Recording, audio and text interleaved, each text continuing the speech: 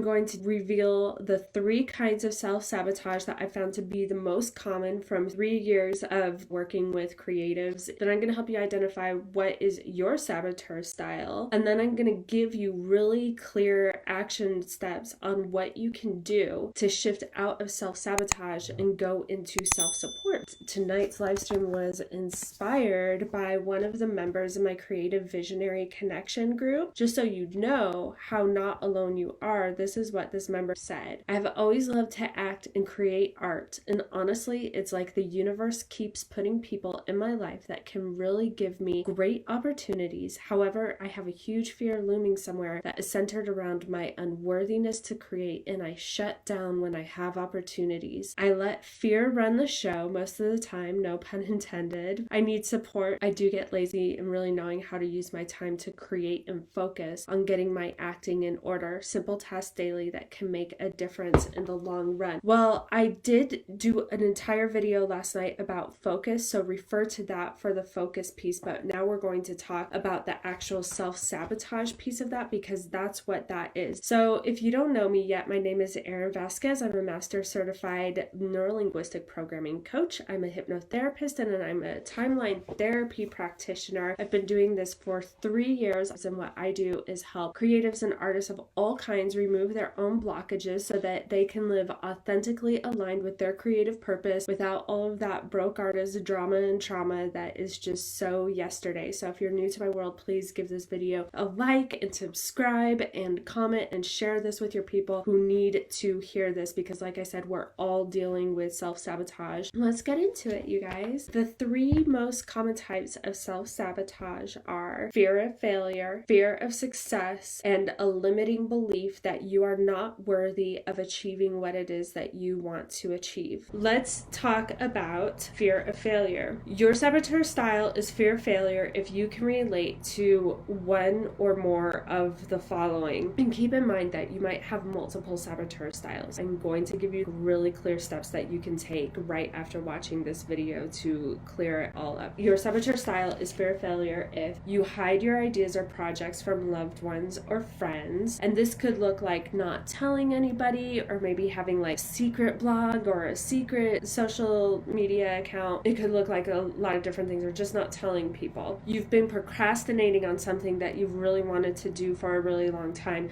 Procrastination is rooted in fear. You feel shame around your desires. You feel ashamed to want to be an artist or be a creative. You're worried about what other people might say or think, and you're worried that you'll lose friends and family along the way. So fear of failure can look like a lot of things. In terms of keeping it from the family, keeping it from your family and friends, that's a really common one. Another way fear of failure can look is just not starting. So the biggest problem with fear of failure is that you never get started. And this is huge, you guys. If you never get started, then you never get to experience those little wins along the way to your bigger vision for your life. But most importantly, you never get to experience those little quote unquote failures or opportunities to learn and grow from what you are doing. I'll tell you exactly what you need to do at the end of the video. But what you're missing out on are the opportunities to learn and grow, because just this last week, for me, after 3 years of coaching, this is being filmed in the coronavirus time, I really felt motivated to get in front of my communities and see how I could serve them in a super powerful way. And that meant to me like live streaming as much as possible. So I did live streams for 6 nights in a row, and I was editing all of those to go on YouTube, and I found so many different things that I wish I would have done differently, or they just didn't come out right. I just said right there. There were a couple of times in the beginning of this intro where I was tripping over my words, because I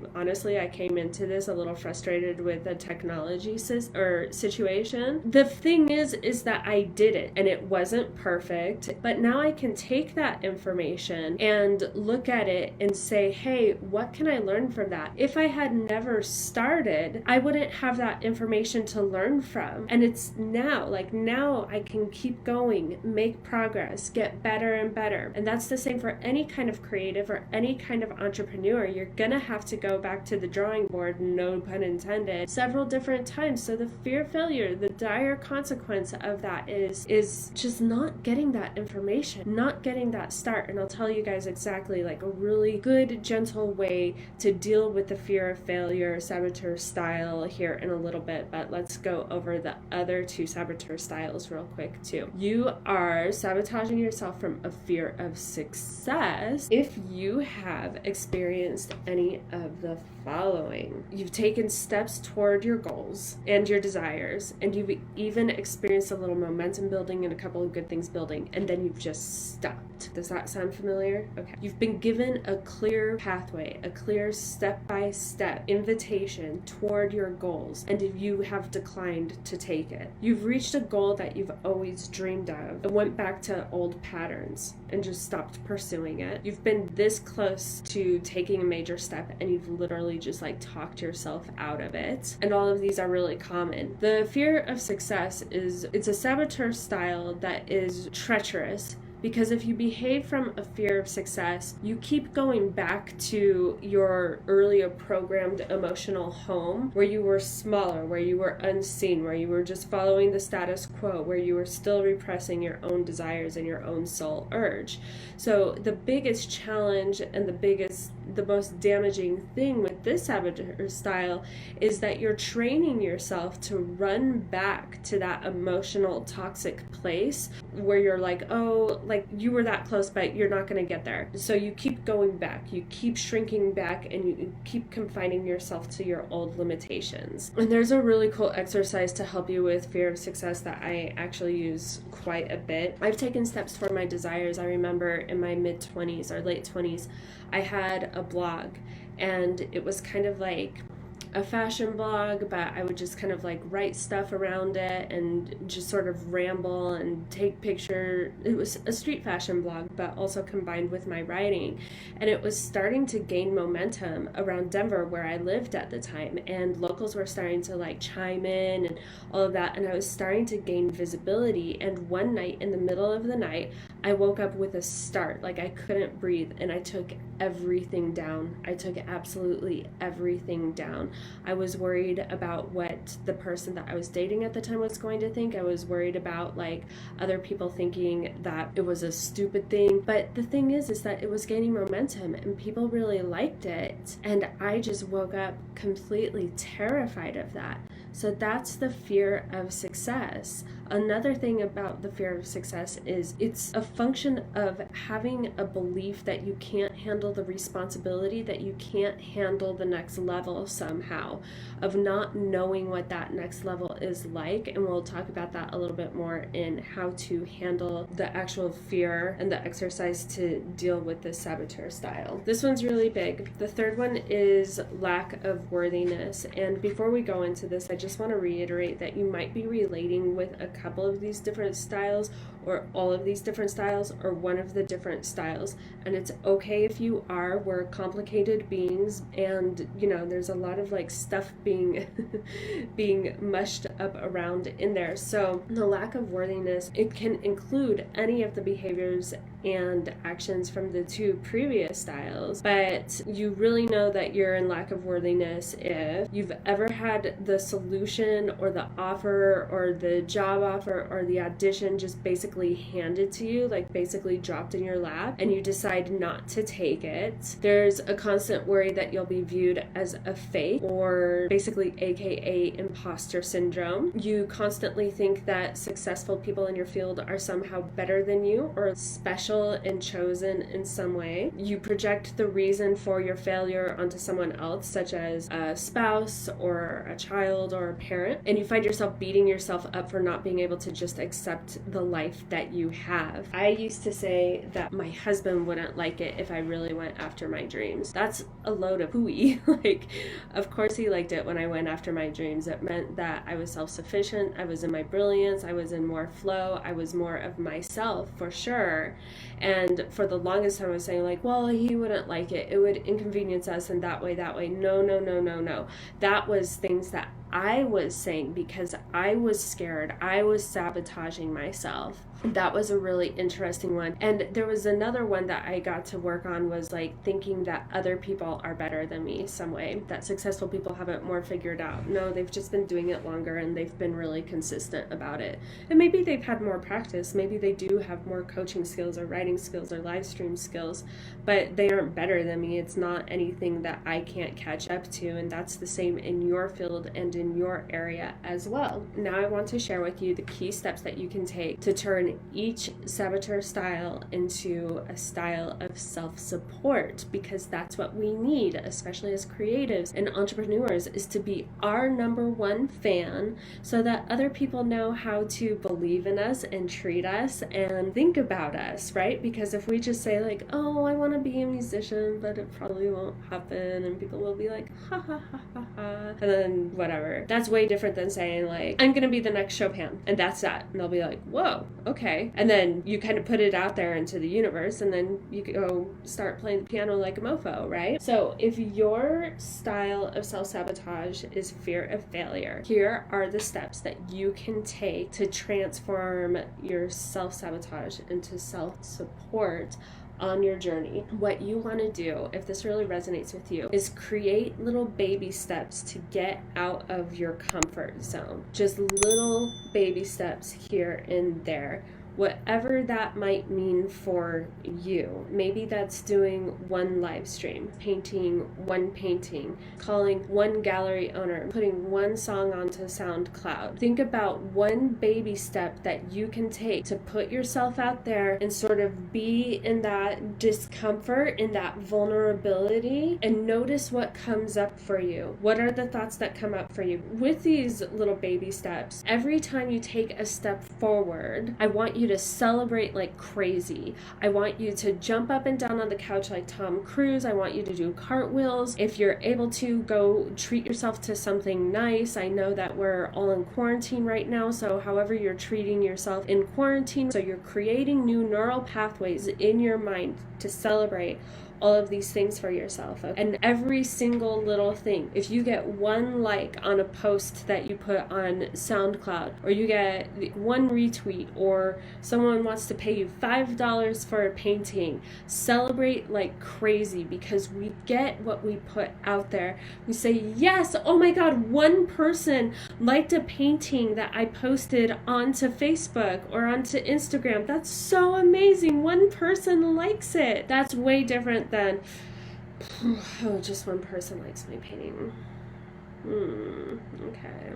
You know, those are two totally different messages to your unconscious mind and to the universe. Make it easy for yourselves. So often we want to take these quantum leaps from one place to the other. Make it easy on yourself. Make it a baby step. And then know that as you're vulnerable, know that it's okay to be scared, that it's normal to be scared, and be kind to yourself as the fear comes up. Don't think that you're doing it wrong or that you should have something else figured out. Know that it's totally normal for it to be scary. And then also find a really supportive group. If you want, join my Facebook group, the Creative Visionary Connection, or when this quarantine craziness is all done, find a in real life group that you want to be a part of, that supports you and raises you up and helps you move forward through the fear. That's really, really important. And then it also gives you some accountability. You have some other people cheering you on. Ultimately, you want to be your biggest cheerleader until you actually make it. It never hurts to have other cheerleaders around. If your sabotage style is fear of success, this is what fear of success is, actually a function of not really thinking that you can handle the responsibility or the reality on the other side, that things are somehow going to become hostile or unmanageable, or you don't have the capacity to deal with what's on the other side. So with fear of success, what you want to do is imagine your goal and that it's already done. Feel into it, visualize it, see it, know that it's already done, be with that for a little while, and then start to notice in this vision what would be next for you. Notice that you're safe. You're totally safe in that vision. once you've accomplished that goal. Notice that you're capable of whatever your new reality is, that you're handling it elegantly and with curiosity and with creativity. Notice all of those things that are coming up. Notice that you're safe. Let your unconscious mind feel into that other reality, because a fear of success, again, is a fear of not being able to handle it on the other side. If your saboteur style is a belief that you are unworthy, I want you to get out a pen and pad and write down all the thoughts around that. I don't deserve this because a teacher told me that it was impossible. I don't deserve this because of that thing that I did when I was 4 years old. I don't deserve this because it means I've been lying to myself and to others about who I am. Write it all out. Write it all out. Let it all out onto the page.